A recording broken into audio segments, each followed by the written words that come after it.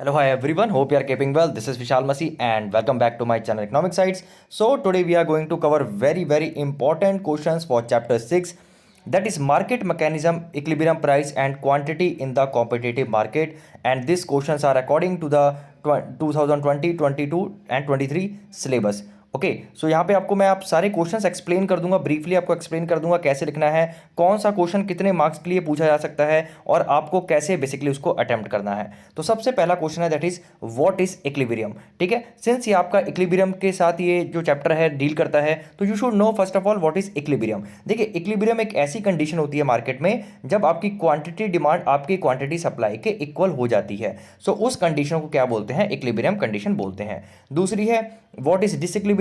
तो very simple कि जब आपकी क्वांटिटी डिमांड आपकी क्वांटिटी सप्लाई के इक्वल नहीं होगी, या आइदर क्वांटिटी डिमांड ज़्यादा हो जाएगी या आइदर क्वांटिटी सप्लाई ज़्यादा हो सकती है, तो उस कंडीशन को क्या बोलते हैं? डिसइक्विलिब्रियम बोलते हैं।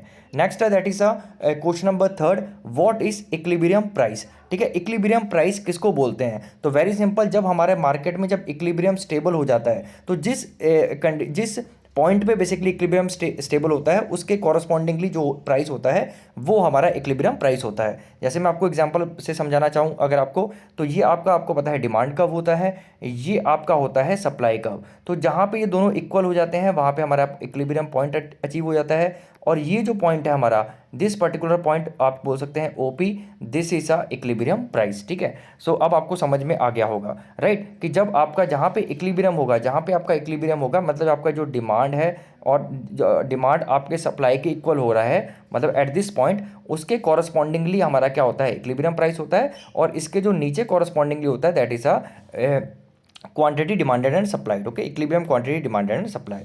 तो अब ये जो क्वेश्चन है आपके, जो पहले दूसरा और तीसरा क्वेश्चन है that will may be asked for the 2 marks question. ठीक है, 2 मार्क्स के लिए। और अगर इसमें आप एक जो मैंने अभी ऐसा जो डायग्राम है, अगर वो डायग्राम आप शो कर देते हैं which will give very good presentation right, and definitely it will help you to get more marks. Next that is a very important and this question is for long, basically long question that will come for basically from 5 marks या 6 marks के लिए पूछा जा सकता है। और इसमें आपको डायग्राम जो है जरूर देना है कि how is the price determined by the market forces of demand and supply. तो बेसिकली ये आपको बताना है कि कैसे इक्विलिब्रियम प्राइस सेट होता है। ठीक है, तो यहाँ पे तो सिंपली हमने इक्विलिब्रियम प्राइस की डेफिनेशन बता दी, लेकिन यहाँ पे जो प्राइस होता है बेसिकली जो भी प्राइस हमारा मार्केट फोर्सेस के साथ बेसिकली इस्टेब्लिश होता है डिमांड और सप्लाई की वजह से, उसको इक्विलिब्रियम प्राइस बोलते हैं। तो वो कैसे इस्टेब्लिश होता है वो बताना है आपको। तो इसमें आपको सबसे पहले आपको ये बताना है कि सबसे पहले जो फर्स्ट फैक्टर होता है, फर्स्ट फोर्स होती है that is a demand side. Okay, demand side की आप एक डेफिनेशन दे दीजिएगा, आपकी बुक में बहुत अच्छे से इसमें दे रखी है। और सप्लाई साइड की भी आप एक डेफिनेशन दे दीजिएगा। उसके बाद आप लिखिएगा कि कैसे प्राइस सेट होगा जब ये दोनों फोर्सेस आपस में इंटरेक्ट करेंगी मार्केट में और इक्वल हो जाएंगी। जहाँ पे आपकी डिमांड, आपके यहाँ क्वांटिटी डिमांड, आपकी क्वांटिटी सप्लाई इक्वल हो जाएगी, वहाँ पे आपका क्या हो जाएगा? प्राइस सेट हो जाएगा। और उसी प्राइस को हम क्या बोलेंगे? इक्विलिब्रियम प्राइस बोलेंगे। तो इसमें आपको बेसिकली आपको एक डायग्राम दिया है आपके बुक में, ये आपका डिमांड कब होगा, ठीक है, ये आपका सप्लाई कब होगा, ये आपका बेसिकली इक्विलिब्रियम है जो प्रीवियसली अभी अभी बता ही रहा था मैं आपको। ठीक है, और नीचे आपका इक्विलिब्रियम आपकी क्वांटिटी होगी। तो आपका जो ऊपर होता है आपका होता है एक्सेस सप्लाई और नीचे आपका होता है एक्सेस डिमांड। आपको ये जो है डायग्राम आपको शो करना है। इसके साथ आपको डिमांड साइड को लिखना है, सप्लाई साइड लिखना है, मतलब इनकी डेफिनेशन लिखनी है। ठीक है, उसके बाद इसको आपको एक्सप्लेन करना है कि आपके जो एक्स एक्सिस में है आपका वो quantity demand and quantity supply show होगा। ठीक है, वाई एक्सिस पे आपका प्राइस शो होगा right, and at equilibrium price आपका जो है वो इंटरेक्शन जहाँ हो रहा है that is a equilibrium price. Okay, basically equilibrium point और उसके कॉरस्पॉन्डिंग इक्विलिब्रियम प्राइस होगा। उसके ऊपर आपका ये जो पॉइंट है basically this is all the excess supply, और नीचे जो आपका है that is a excess demand. Clear हो गया? और आपको ये जरूर बताना है कि जहाँ पे दो इंटरेक्ट करेंगे, जहाँ पे आपकी दोनों फोर्सेस इक्वल हो जाएंगी, वहाँ पे आपका क्या हो जाएगा? प्राइस सेट हो जाएगा। उसी प्राइस को हम इक्विलिब्रियम प्राइस भी बोलते हैं। Next that is excess demand. मैंने अभी आपको डायग्राम से बताया है ये, जैसे ये आपका डिमांड फोर्स है, ये आपकी सप्लाई फोर्स है। ठीक है, यहाँ पे आपका इक्विलिब्रियम होता है राइट, ओके, यहाँ आपका इक्विलिब्रियम प्राइस होता है, यहाँ आपका इक्विलिब्रियम क्वांटिटी होती है और सप्लाई होती है, राइट। अब एक्सेस डिमांड पूछा तो एक्सेस डिमांड आपका ये होता है। तो basically what is excess demand? Very simple, कि जब आपका क्वांटिटी डिमांड ज़्यादा होता है आपकी क्वांटिटी सप्लाई से। सो आप लिखेंगे it is a situation in the market when quantity demand exceeds the quantity supplied. और इसके साथ अगर आप ये डायग्राम बना देंगे और ये पॉइंट दिखा देंगे कि ये हमारा एक्सेस डिमांड है, क्योंकि यहाँ पे आगे देखो डिमांड कब आगे है, सप्लाई कब आपका पीछे है। मतलब यहाँ पे डिमांड ज़्यादा है सप्लाई से, तो नीचे आपकी जो डिमांड ज़्यादा रहेगी, ठीक है, क्योंकि डिमांड कब आगे है, सप्लाई कब आपका पीछे है, ठीक है। सो आई होप आपको यहाँ तक क्लियर हो गया होगा कि एक्सेस डिमांड क्या होता है। सेम इसका अपोजिट है एक्सेस सप्लाई, तो सेम डायग्राम आप बना देंगे, ठीक है। आप डायग्राम से एक्सप्लेन कर सकते हैं। तो ये आपका प्राइस है और ये आपका डिमांड होता है, ये आपका सप्लाई होता है। तो ऊपर आपका सप्लाई कब आगे है, डिमांड कब पीछे। तो ये जो हमारी सिचुएशन होती है पूरी, ये जो पॉइंट है आपका क्या है, एक्सेस सप्लाई है। सो एक्सेस सप्लाई एक ऐसी कंडीशन होती है जहाँ पे आपकी quantity supply exceeds the quantity demand. So that condition is known as your excess supply.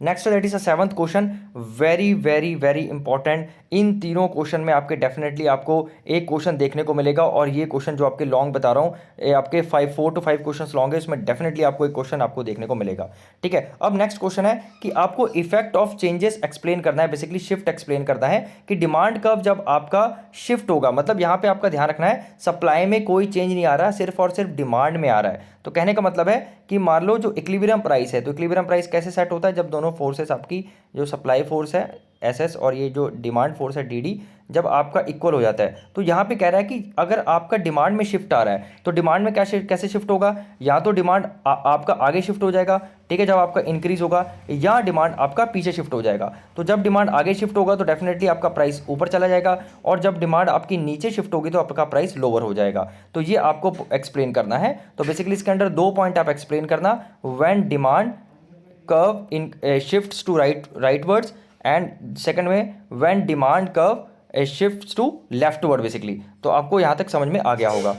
Next that is the question number 8, बिल्कुल अपोजिट है क्वेश्चन नंबर 7 का। इसमें क्या करना है आपको, explain the effect of shift in supply. कहने का मतलब है आपका जो डिमांड है और आपका सप्लाई है, जो आपका इक्विलिब्रियम प्राइस बेसिकली यहाँ पे सेट हो रखा है, ठीक है, उसमें क्या इफेक्ट होगा अगर आपका सप्लाई में चेंज आता है। तो सप्लाई जब बढ़ती है तो इस साइड बढ़ती है आपको पता है, और कम होती है तो ऊपर कम होती है। तो नीचे जब सप्लाई आपकी बढ़ जाएगी तो आपका प्राइस लोअर हो जाएगा, ठीक है, और अगर सप्लाई आपकी कम हो जाएगी तो आपका प्राइस बढ़ जाएगा, ठीक है। ये आपको बहुत अच्छे से आपकी बुक में एक्सप्लेन करा हुआ है, मैंने वीडियोस में भी आपके एक्सप्लेन करा हुआ है। उसकी जो एक्सप्लेनेशन मैं उसका लिंक वीडियो आपको बेसिकली प्लेलिस्ट का लिंक आपको डिस्क्रिप्शन बॉक्स में दे दूंगा, आप जाके वहाँ पे उसका एक्सप्लेनेशन दे सकते हैं। यहाँ पे आपको मैं सिर्फ बता रहा हूँ कि आपके क्या इंपॉर्टेंट क्वेश्चन है, और थोड़ा सा आपको बेसिकली आपको रिवाइज करा रहा हूँ ताकि रिवीजन में आपको इजीली समझ में आ जाएगा, ठीक है। तो आप ये गलती मत करना, यहाँ पे डिमांड को ही शिफ्ट करना हो, यहाँ पे इस कॉम में ये चीज़ आप जरूर रीड कर लेना, ठीक है। बच्चे क्या करते हैं, ये पूछा जाता है ये कराते हैं, ये पूछा था ये कराते हैं, तो टोटली आपका रॉन्ग हो जाएगा and you will not get any marks.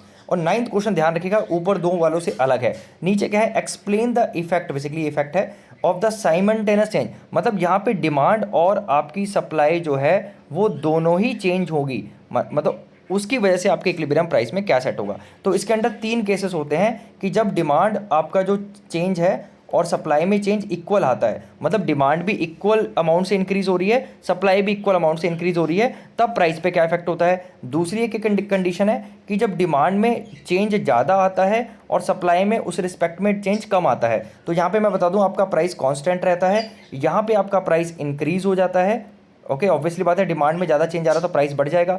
और यहाँ पे क्या होता है, थर्ड कंडीशन, कि जब चेंज इन डिमांड, मतलब डिमांड आपकी कम बढ़ती है, सप्लाई आपकी ज़्यादा बढ़ती है, तो यहाँ पे आपका जो प्राइस है वहाँ वो है कम हो जाएगा, ठीक है। ये 3 केसेस हैं इसके अंदर, ध्यान रखिएगा, इसके अंदर आपके 3 केसेस हैं, क्योंकि इसमें तीनों आपके क्या है, तीनों केसेस में दोनों ही इंक्रीज होते हैं। तो पहले केस में क्या होता है, जो डिमांड है और सप्लाई इक्वल केस से चेंज होता है, उसमें प्राइस आपका कांस्टेंट रहता है, सेम रहता है, कोई चेंज नहीं आता है। दूसरा आपको ध्यान रखना है कि जब चेंज इन डिमांड है, मतलब जो डिमांड है वो ज़्यादा लेवल से चेंज होती है सप्लाई से, तो उस केस में क्या होता है, आपका जो प्राइस है वो इंक्रीज हो जाता है। और तीसरे केस में आपका है जो चेंज इन डिमांड है, मतलब चेंज इन सप्लाई में ज़्यादा चेंज आता है और डिमांड में कम आता है, तो उस केस में प्राइस आपका क्या हो जाता है, कम हो जाता है, ठीक है।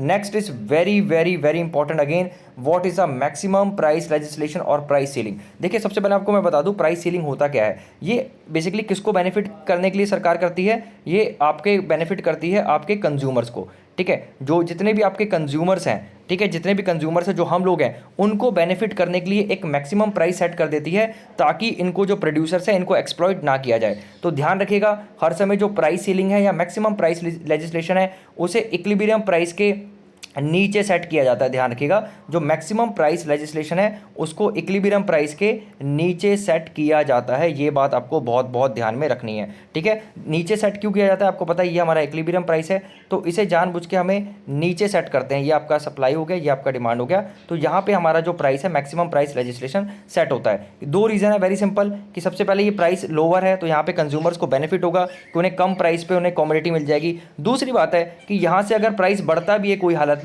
तो बढ़ के कहाँ जाएगा, यहीं पे जाएगा, और यहाँ पे प्राइस इक्विलिब्रियम है, और इक्विलिब्रियम में आपको पता है कि जो कंज्यूमर और प्रोड्यूसर है ये माना जाता है कि दोनों सेटिस्फाइड होता है। तो इस रेंज में अगर प्राइस बढ़ता भी है तब भी क्या होगा, कंज्यूमर को फायदा होगा, कंज्यूमर को कोई नुकसान नहीं होगा, ठीक है। तो ये आपको ध्यान में रखना है। तो ऑलवेज रिमेंबर, जो मैक्सिमम प्राइस लेजिस्लेशन है या प्राइस सीलिंग है वो हर समय इक्विलिब्रियम प्राइस के नीचे सेट किया जाता है, ठीक है। कि अगर उसमें बाई चांस प्राइस अगर बढ़े भी, क्योंकि नीचे आपकी एक्सेस डिमांड की कंडीशन होती है, ठीक है, क्योंकि एक्सेस डिमांड होगा तो एक्सेस डिमांड की वजह से अगर प्राइस बढ़ेगा तो कहाँ से बढ़ के आएगा, यहाँ तक आ जाएगा, ठीक है। तो वो कंडीशन भी आपकी कंज्यूमर के लिए कहीं ना कहीं फेवरेबल ही होगी। फिर है आपका व्हाट इज रेशनिंग। रेशनिंग एक इसके अंडर ही आता है बेसिकली। रेशनिंग में क्या होता है कि गवर्नमेंट सेट कर देती है कि इस इंसान को या इस पर्टिकुलर ग्रुप ऑफ पीपल को इसी अमाउंट में आपका जो है चीज़ मिलेगी। जैसे आपका हो गया बीपीएल कार्ड। बीपीएल कार्ड में अगर आपके पास बीपीएल कार्ड है तो उसमें क्या होता है, गवर्नमेंट ने फिक्स कर रखा है कि आपको 2 रुपये किलो या 3 रुपये किलो जो है चावल मिल जाएंगे, तो उसे बोलते हैं रेशनिंग, ठीक है। लास्ट क्वेश्चन है that is a minimum price legislation. ये बिल्कुल इसका उल्टा है। मिनिमम प्राइस लेजिस्लेशन या फ्लोर प्राइस किसको बेनिफिट करने के लिए किया जाता है, सबसे पहले आपको ध्यान रखिएगा, प्रोड्यूसर्स को, ठीक है। प्रोड्यूसर्स को बेनिफिट करने के लिए किया जाता है, और ये किसको किया जाता था, कंज्यूमर्स को बेनिफिट करने के लिए, ठीक है। तो प्रोड्यूसर्स को बेनिफिट करने के लिए क्या किया जाता है, आपका मिनिमम प्राइस लेजिस्लेशन या फ्लोर प्राइस, ठीक है। इसको क्या किया जाता है, ध्यान रखना कि ये डिमांड होता है, ये हमारा सप्लाई होता है, ये हमारा इक्विलिब्रियम प्राइस होता है। ये प्राइस होता है इक्विलिब्रियम, और ये हमारे इक्विलिब्रियम क्वांटिटी सप्लाई डिमांड होता है। तो ये हमारा इक्विलिब्रियम पॉइंट हो गया।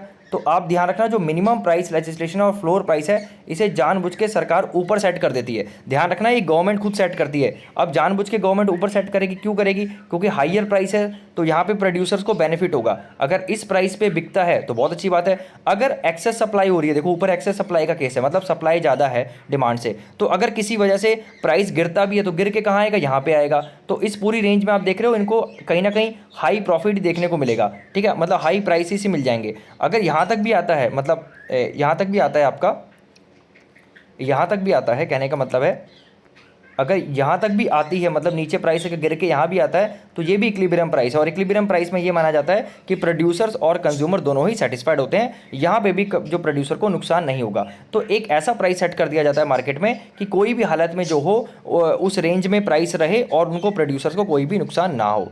तो ध्यान रखिएगा, इन दोनों में डिफरेंस बहुत अच्छे से आप पढ़ लीजिएगा। कई बच्चे कंफ्यूज होते हैं, वो सोचते हैं मैक्सिमम प्राइस है तो ऊपर सेट होगा, नहीं, मैक्सिमम आपका प्राइस नीचे सेट होता है, मिनिमम प्राइस आपका ऊपर सेट होता है, ठीक है। तो आई होप आपको ये वीडियो पसंद आई होगी, और please do like, subscribe, comment and please share कीजिएगा and do comment and please like the video at least. तो उसकी वजह से जो है यूट्यूब जो है, आपको पता है यूट्यूब के एल्गोरिथम के अकॉर्डिंग जो ज़्यादा वीडियो लाइक होती है यूट्यूब उसको ज़्यादा प्रमोट करता है। So thank you so much, God bless you and don't forget to see the description box.